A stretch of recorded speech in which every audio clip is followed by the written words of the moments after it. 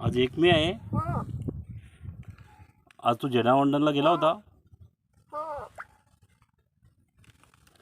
झेंड्याला वंदन केला. झेंड्याला वंदन केला. बैठकीला येतो का काय रे?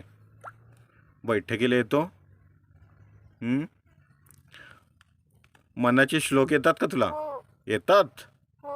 हां, मग बैठकीला येतो का तू काय रे? येतो. हां, आज 1 मे आहे.